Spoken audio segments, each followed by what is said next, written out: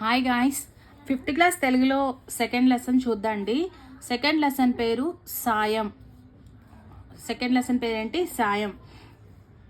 దీని యొక్క కవి పరిచయం చూద్దాం. చూడండి, జాకోబ్ అనే వ్యక్తి ఈ సాయం అనే పాఠాన్ని రాశారు. ఏంటి? జాకోబ్. కొత్తగా ఉంది కదా పేరు.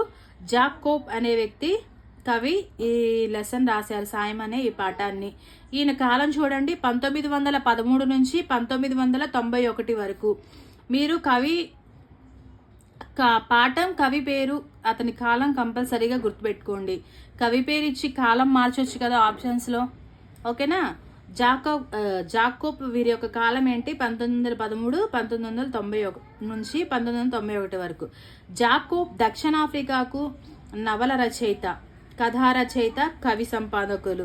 ఈయన ఎక్కడైనా దక్షిణాఫ్రికాకు ఈయన నవల రచయిత, కథా రచయిత, కవి. ఈయన ఎవరు? జాకోబ్ అని ఆయన దక్షిణాఫ్రికాకు నవల రచయిత, కథా రచయిత, కవి. ఇది ఒక అనువాద కథ. ఇదేంటిది? సాయం అనేది ఏంటిది? ఒక అనువాద కథ. ఇది కూడా రాసుకోండి. సాయం అనేది ఏంటిది? కథ లేకపోతే కావ్యమా, ఇట్లా అడగొచ్చు కదా. ఇది ఏంటిది? అనువాద కథ. సాయం అనేది అనువాద కథ.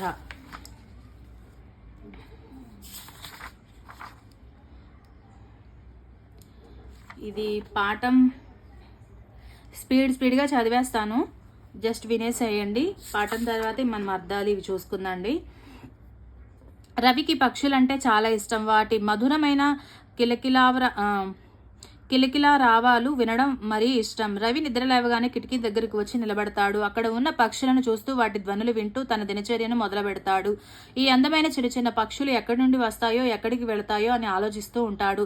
ఒకరోజు ఉదయం ఒక పెద్ద పక్షుల గుంపు వచ్చింది. రోజులాగే అవి విద్యుత్ తీగల మీద కూర్చున్నాయి. కిచకిచమంటూ రెక్కలు ఆడిస్తున్నాయి. చీటికి మాటికి ఎగురుతూ మళ్ళీ వచ్చి అదే తీగపై వాళ్తున్నాయి. ఇదంతా రవి ఆసక్తిగా చూస్తున్నాడు. కొద్దిసేపటికే ఒక్కొక్కటి పక్షులు ఎగిరిపోసాగాయి. కానీ ఒక పిచ్చుక అక్కడే ఉండిపోయింది. అది ఎగరడానికి ప్రయత్నిస్తుంది, కానీ ఎగరలేకపోతుంది. రవి ఆ పిచ్చుకను చూశాడు. ఆ పిచ్చుక కాలు తీగలు ఇరుక్కుపోవడాన్ని గమనించాడు. అమ్మ, అటు చూడు, ఆ పిచ్చుక తీగలో ఇరుక్కుపోయింది అన్నాడు. పర్వాలేదు లేరా, కాసేపు అయితే అదే ఎగిరిపోతుంది అంది వాళ్ళమ్మ. కాదమ్మా, దాని కాలు తీగలు ఇరుక్కుపోయింది, అందుకే ఎగరలేకపోతుంది అన్నాడు. ఇలా తీగలు ఇరుక్కుపోతూనే ఉంటాయి. నువ్వు లోపలికి రా, దాని గురించి నువ్వేమీ ఆందోళన పడాల్సిన అవసరం లేదు.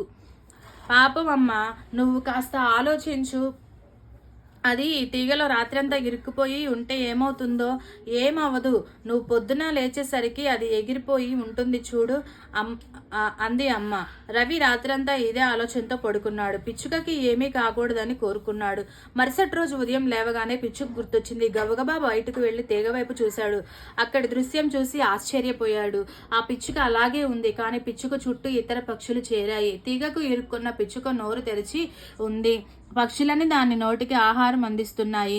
రవి ఇంట్లోకి పరిగెత్తుకెళ్లి వాళ్ళ అమ్మ చేయి పట్టుకొని బయటికి లాక్కొచ్చాడు. చూడమ్మా, ఆ పక్షులన్నీ దానికి తిండి పెడుతున్నాయి. అమ్మ కూడా ఆశ్చర్యంగా చూసింది. రవి ఇదంతా ఆశ్చర్యంగా, వింతగా అనిపించింది రవికి. నిజమే, ఆ పక్షులన్నీ కష్టంలో ఉన్న పిచ్చుకకి సాయం చేస్తున్నాయి, కానీ మనిషి మాత్రం పట్టించుకోవడం లేదు. అందరూ చూసి కూడా చూడనట్టు ఉంటున్నారు అనుకున్నాడు. ఇంతలో అక్కడికి వాళ్ళ నాన్న వచ్చాడు. రవి ఆశగా, నాన్న, ఆ పిచ్చుక చూడు, పాపం తీగలో ఇరుక్కుపోయింది, దాన్ని ఎలాగైనా కాపాడదాం నాన్న అన్నాడు.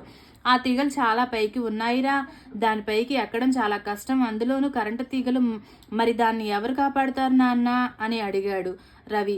ఆ పిచ్చుకను కాపాడాలంటే ఒకటే మార్గం. ఎవరైనా విద్యుత్ సరఫరా ఆఫీస్కి వెళ్ళి విద్యుత్ సరఫరా ఆపేస్తే దాన్ని రక్షించవచ్చు. అది కూడా విద్యుత్ ఆఫీసు వాళ్ళే వచ్చి చేయాలి. నువ్వు ముందు బడికి బయలుదేరు, ఇప్పటికే ఆలస్యమైంది అన్నాడు. రవి బడికి బయలుదేరాడు. దారిలో నడుస్తున్న ఆ పిచ్చుకే గుర్తుకొస్తోంది. విద్యుత్ ఆఫీసులో ఎవరు వెళ్ళి చెప్తారు? ఆ పిచ్చుకను ఎవరు కాపాడుతారు? ఎవరి గురించి ఎదురు చూడకూడదు, నేనే దాన్ని కాపాడుతా అనుకుంటూ రవి నేరుగా విద్యుత్ ఆఫీస్ వైపు వెళ్ళాడు. విద్యుత్ ఆఫీస్ లోపల గబగబా వెళ్ళాడు. అక్కడ కుర్చీలో కూర్చున్న అతనితో, సార్ మీరు కొద్దిసేపు కరెంట్ ఆఫ్ చేస్తే ఆ పిచ్చుక బతుకుతుందండి అన్నాడు. కుర్చీలో కూర్చున్న వ్యక్తి రవి మాటలు విని నవ్వి, నువ్వెవరు, ఎక్కడుంటావు, విద్యుత్ ఆపడం ఏంటి, పిచ్చుకను కాపాడడం ఏంటి అంటూ ప్రశ్నలు కురిపించాడు. తన ఇంటి ముందు పిచ్చుక ఇరుక్కుపోయిన సంగతంతా పూసగుచ్చినట్లు చెప్పాడు రవి. రవి చెప్పినదంతా విని ఆ వ్యక్తి, నువ్వు ఎవరి అబ్బాయివి, మీ ఇల్లు ఎక్కడో చెప్పు, నేను మనిషిని పంపుతానులే, నువ్వు ఇంటికి వెళ్ళు అన్నాడు. సార్, నేను రాఘవ గారి అబ్బాయిని, మేము పోస్టాఫీస్ వీధిలో ఉంటాం, మీ వాళ్ళని తొందరగా పంపండి, పాపం పిచ్చుక అరుస్తుంటే ఏడుస్తున్నట్లు ఉంది అన్నాడు. అతను నవ్వుతూనే అలాగా అన్నాడు.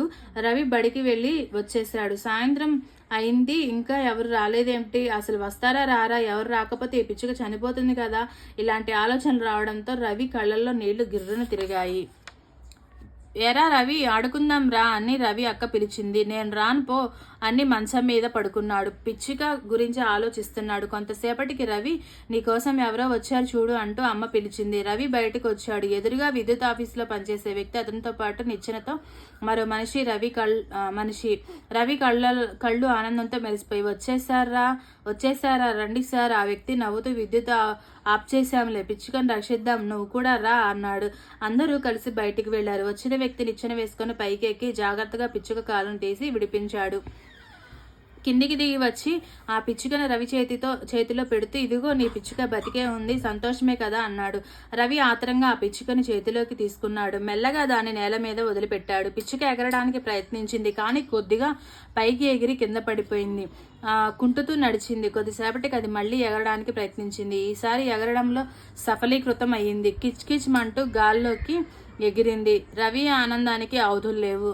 అమ్మ, పిచ్చుక ఎగిరిపోయింది అంటూ గట్టిగా చప్పట్లు కొట్టాడు. చూడండి, ఇక్కడ పదాలు అర్థాలు ఇచ్చారు, ఇవి కూడా రాసుకోండి, ఇంపార్టెంట్. దృశ్యం, చూడదగినది, కష్టం, ఇబ్బంది, ఆత్రం, తొందర, అవధులు, హద్దులు, గుంపు, సమూహం, ఆసక్తి, అపేక్ష, ఇవి అయితే వెరీ వెరీ ఇంపార్టెంట్, మీరు నోట్ చేసుకోండి. ఇక్కడ చూడండి, ధారణ చేద్దామని ఒకటి ఇచ్చారు. గువ్వ కొరకు మేనుకోసి ఆ శిబిరాజు వార్త విడువరాక కీర్తికెక్కే ఓగు నెంచబోవ రూపకారి నెంతురు విశ్వదాభిరామ వినురవేమ. దీని భావం చూడండి. తన దేహంతోనే కోసి ఇచ్చి పావురాన్ని కాపాడి శిబి చక్రవర్తి కీర్తి పొందాడు. చెడ్డవారిని ఎవరు తలంచుకోరు, ఉపకారం చేసేవారిని అందరూ గుర్తుంచుకుంటారు. దీని భావం చూశారు కదా. ఇది రాసింది ఎవరు? వేమన. మనల్ని ఇలా అడగొచ్చు క్వశ్చన్, ఈ పద్యం ఇచ్చేసి ఈ పద్యాన్ని ఎవరు రాశారు అంటారు. మనకి భావం ఇంపార్టెంట్ లేదు, కానీ పద్యం మాత్రం గుర్తుపెట్టుకోండి. మీరు ఫస్ట్ లైన్ లాస్ట్ లైన్ రాసుకొని ఈ పద్యాన్ని రాసిన వారు అని చెప్పేసి రాసుకొని వేమన అని పెట్టుకోండి. ఓకేనా ఫ్రెండ్స్? అర్థాలు కూడా ఇంపార్టెంట్, అర్థాలు రాసుకోండి. ఈ లెసన్ వచ్చేసేసి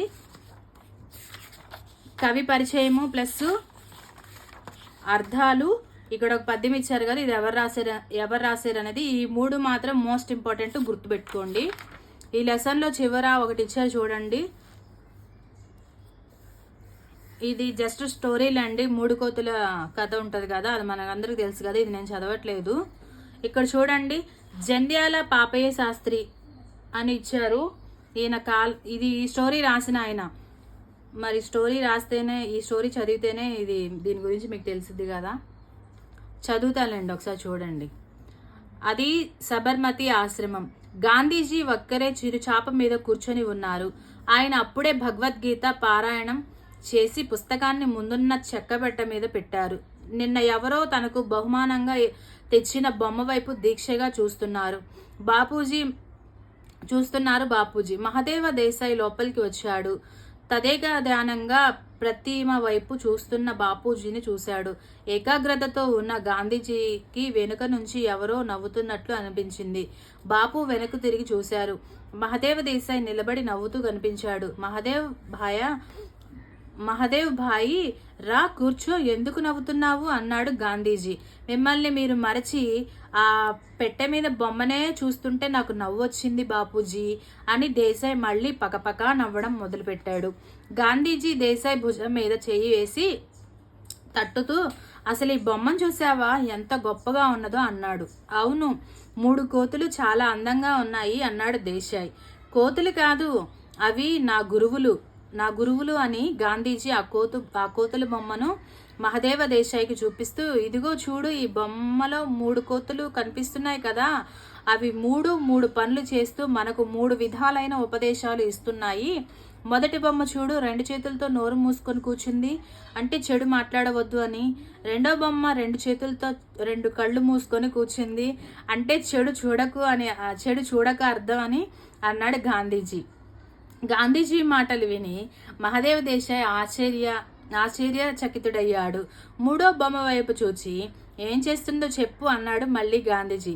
అది తన 2 చేతులతో గట్టిగా 2 చెవులు మూసుకుంది అన్నాడు దేశాయ్. దాని అర్థం ఏంటంటే చెడు మాటల్ని వినవద్దు అని. అది మనల్ని హెచ్చరిస్తుంది. మొత్తం మీద ఈ 3 కొత్తులు చెడు అనకు, చెడు కనకు, చెడు వినకు అని 3 మానవులకు హితోపదేశం చేస్తున్నాయని నా ఉద్దేశం. ఏమంటావు అన్నాడు. బాపూజీ, మీరు మట్టిలో నుంచి మాణిక్యాలు వెలుగు తీయగలరు, అందుకేనే మీరు మహాత్ములు. మీ భావాన్ని అందుకోలేక నవ్వినందుకు నన్ను మన్నించండి అని బాపూజీ పాదాలు స్ఫురించాడు మహదేవ్జీ. చూడండి, ఈ కథ రాసింది జంధ్యాల పాపయ్య శాస్త్రి.